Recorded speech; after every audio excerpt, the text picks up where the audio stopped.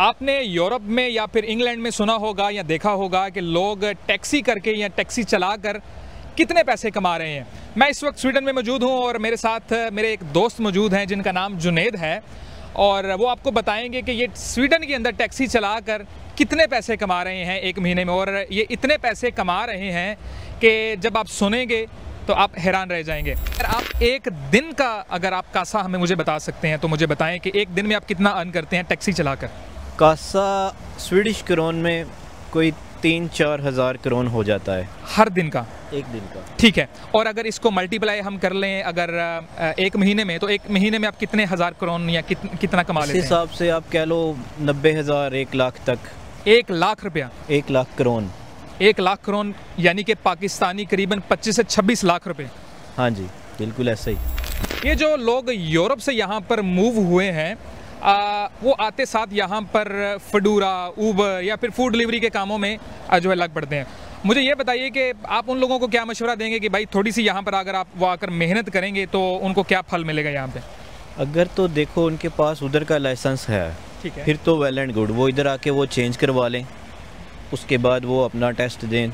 जैसे मैंने आपको बताया है 2 थ्योरी टेस्ट हैं और 1 प्रैक्टिकल है, तो इस फील्ड में आ सकते हैं। अगर उनके पास लाइसेंस नहीं है तो फिर उनके लिए थोड़ा डिफ़िकल्ट है, उनको फिर इधर आके लाइसेंस करना है, फिर इस टैक्सी का लाइसेंस करना है। सही। अस्सलाम वालेकुम जी, मुझे बाबर अली कहते हैं और इस वक्त मैं स्वीडन के शहर गोथमबर्ग के अंदर मौजूद हूँ।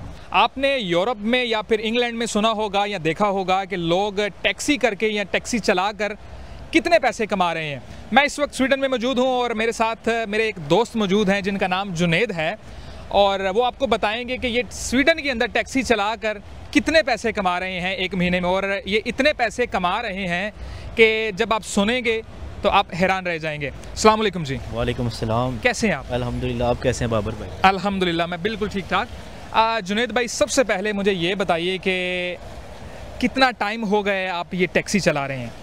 मुझे तकरीबन 2 साल हो गए हैं टैक्सी चला रहे हैं जी। बिल्कुल। जुनेद भाई, दूसरे यूरोपियन कंट्रीज़ की जो निस्बत स्वीडन के अंदर जो टैक्सी का लाइसेंस है वो बहुत मुश्किल है, आप बहुत मुश्किल से वो कर पाते हैं।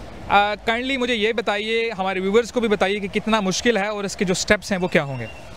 बाबर भाई, बाकी यूरोप का मुझे इतना आइडिया नहीं है, लेकिन इधर टफ़ इसलिए है कि यहाँ पे जो चेकिंग वाले उसको कहते हैं ट्रैफिक वर्केट जी, वो जब आपका टेस्ट लेता है ना, वो बहुत स्ट्रिक्ट टेस्ट होता है। पहले तो आपने बीशोर कोड करना होता है जो नॉर्मल लाइसेंस है, वो 2 साल पुराना हो जाए जब, उसके बाद आप टैक्सी का लाइसेंस कर सकते हो।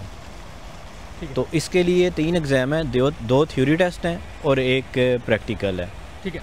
और ये थ्योरी टेस्ट आपको पहले बुक करने पड़ते हैं और उसके बाद जो है आपको फर्दर जो है जो स्टेप्स हैं उसकी तरफ जाना पड़ता है। उसके बाद क्या इसके स्टेप्स होंगे? उसके बाद डिफरेंट स्टेप हैं, आई साइड चेक करवानी होती है, मेडिकल करवाना होता है। वो जब कोई बंदा इस फील्ड में आ जाता है तो वो इतने कॉम्प्लिकेटेड नहीं है। कॉम्प्लिकेटेड जो है वो थ्योरी है जो स्वीडिश में है, आप इंग्लिश में नहीं है। बीशोर कोड आप अपनी मदर लैंग्वेज में कर सकते हैं, इंग्लिश में कर सकते हैं, अरबी वाले अरबी में कर सकते हैं, सोमालिया वाले सोमालिस्का में कर सकते हैं। तो लेकिन इसमें ये ऑप्शन नहीं है, इसमें आपको स्वीडिश में ही करना पड़ता है। चलें जी, ये तो हमें एक चीज़ का अंदाज़ा यहाँ से हो जाता है। जुनेद ने भी हमें बताया है कि अगर आप दूसरे जो लाइसेंस करते हैं वो आप अपनी ज़ुबान के अंदर कर सकते हैं, लेकिन अगर आपको टैक्सी का लाइसेंस स्वीडन के अंदर आकर करना है तो वो फिर आपको स्वीडिश के अंदर करना पड़ेगा और आपको थोड़ी सी मेहनत करनी पड़ेगी।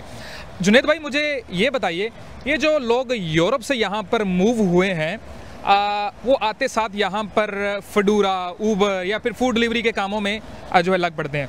मुझे ये बताइए कि आप उन लोगों को क्या मशवरा देंगे कि भाई थोड़ी सी यहाँ पर अगर आप वो आकर मेहनत करेंगे तो उनको क्या फल मिलेगा यहाँ पे? अगर तो देखो उनके पास उधर का लाइसेंस है, ठीक है, फिर तो वेल एंड गुड। वो इधर आके वो चेंज करवा लें, उसके बाद वो अपना टेस्ट दें। जैसे मैंने आपको बताया है 2 थ्योरी टेस्ट हैं और 1 प्रैक्टिकल है, तो इस फील्ड में आ सकते हैं। अगर उनके पास लाइसेंस नहीं है तो फिर उनके लिए थोड़ा डिफ़िकल्ट है, उनको फिर इधर आके लाइसेंस करना है, फिर इस टैक्सी का लाइसेंस करना है जो 2 साल बाद मिलेगा। जुनेद भाई, एक जो बहुत ही इम्पोर्टेंट क्वेश्चन मैंने लोगों से सुना है कि वो टैक्सी करके यहाँ पर टैक्सी चलाकर करीबन लाखों रुपए महीने के कमा रहे हैं, इस बात में कितनी हकीकत है, इस पर थोड़ी सी रोशनी डालें।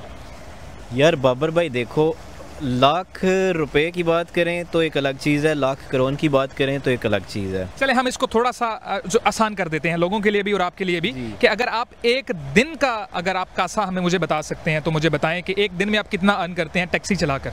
कासा स्वीडिश करोन में कोई 3-4 हज़ार करोन हो जाता है हर दिन का? एक दिन का। ठीक है, और अगर इसको मल्टीप्लाई हम कर लें अगर एक महीने में, तो एक महीने में आप कितने हज़ार करोड़ या कितना कमा इस लेते हैं? हिसाब से आप कह लो 90,000 1 लाख तक। 1 लाख रुपया? 1 लाख करोन। 1 लाख करोड़ यानी कि पाकिस्तानी करीबन 25 से 26 लाख रुपए। हाँ जी, बिल्कुल ऐसा ही। अच्छा जुनैद भाई, 1 लाख रुपया जब आप कमा लेते हैं, जाहिर है जब आपने टैक्सी चलाना है उसकी मेंटेनेंस है और उसके अलावा उसके जो खर्चे हैं, तनख्वाहें हैं और बहुत सारी चीज़ें जो हैं, वो आपका फ्यूल भी है। मुझे ये बताएं कि इसमें टैक्स कितना जाएगा और खर्चे कितने होंगे इसमें, थोड़ा सा ये भी क्लियर कर दें। अच्छा, इसमें जो हम इसको बैलेंस करते हैं ना, आप समझ लें कि 3 हिस्से करते हैं हम। एक हिस्सा गाड़ी का मेंटेनेंस वगैरह। 1 लाख रुपए में से आप 3 हिस्से करते हैं? 3 हिस्से करते हैं। ठीक है। तो आप इसको अगर आसान लफ्ज़ों में समझें तो ड्राइवर जो आपका गाड़ी चला रहा है उसकी 35-40 हज़ार करोड़ सैलरी बन जाती है। ठीक है, अगर यानी कि वो- 4,000 यूरो उसको सैलरी मिल सकती है अगर वो यहाँ पर आकर टैक्सी चलाता है। जी बिल्कुल ऐसे ही। ठीक है, और एक हिस्सा कहाँ जाएगा? एक ऑनर का हिस्सा होता है ठीक है। और एक मेंटेनेंस का कॉस्ट जो भी फ्यूल वगैरह वो उधर चला जाता है। आसान लफ्ज़ों में मैं आपको बता रहा हूँ। ठीक है, अगर 4,000 यूरो अगर आप टैक्सी चलाकर यहाँ स्वीडन में कमा रहे हैं तो इट मीन्स कि ये दूसरे यूरोपियन कंट्रीज़ की निस्बत में यहाँ पर जो आमदन है वो ज़्यादा ही हुई। और इसी टैक्स के बाद की बात कर रहे हैं ना आप? अच्छा, इसमें जो है ना, जो ड्राइवर का टैक्स है वो उसने अपना पे करना है। ठीक है, 40,000 में से उसने टैक्स देना है। जी, वो तो हर जॉब का अलग अलग टैक्स है। लेट्स से कि टैक्सी ड्राइवर का 25% टैक्स है, तो उसमें से 25% आपको टैक्स तो देना ही पड़ेगा। कोई भी आप जॉब कर रहे हो, इवन आप फडूरा चला लो या कोई भी डिलीवरी की जॉब कर लो, उसमें से टैक्स तो आपको देना पड़ता ही है। ठीक है, यहाँ पर स्वीडन में दूसरे कंट्रीज़ की निस्बत यहाँ पर सर्दी ज़्यादा होती है। यहाँ पर 6-7 महीने जो है बर्फ़ जो है वो यहाँ पर होती है। तो आप मुझे ये बताएं कितना मुश्किल है टैक्सी चलाना और क्या मुश्किलात हैं यहाँ पे? अच्छा, कंपैरेटिवली अगर आप छोटी जॉब की बात करो ना, जैसे आपने स्टार्ट किया डिलीवरी की जॉब से, जी या ये जो लेटर्स वगैरह घर पे फेंकते हैं, रिक्लाम करते हैं, जी। अब पब्लिसिटी करते हैं, उनकी निस्बत इजी है। आप अंदर एयर कंडीशन में बैठे हो गर्मियों में और सर्दियों में आप हीटर लगा लोगे। दूसरी जॉब्स का आपको भी अंदाज़ा है, अब आप इधर हो काफ़ी साल से, कि सर्दी में बाइक चलाना और फिर उतर के डिलीवरी देना, बाहर आना, स्लीपिंग होती है, सर्दी होती है, तो it's quite easy in sense of cold. जी, तो हमारे साथ जुनैद थे और जुनैद पाकिस्तान गुजरात से बिलोंग रखते हैं और ये इस वक्त यहाँ पर स्वीडन के शहर गौतमबर्ग में टैक्सी चला रहे हैं और जिन्होंने हमें बताया है कि यहाँ पर टैक्सी चलाकर पाकिस्तानी या फिर ये कितने पैसे कमा रहे हैं, टैक्स कितने हैं और यहाँ पर जो टैक्सी चलाने की जो कंडीशंस हैं वो क्या हैं, तरीक़ाकार क्या है। मज़ीद खबरों और अपडेट्स के लिए मुझे फॉलो कीजिएगा।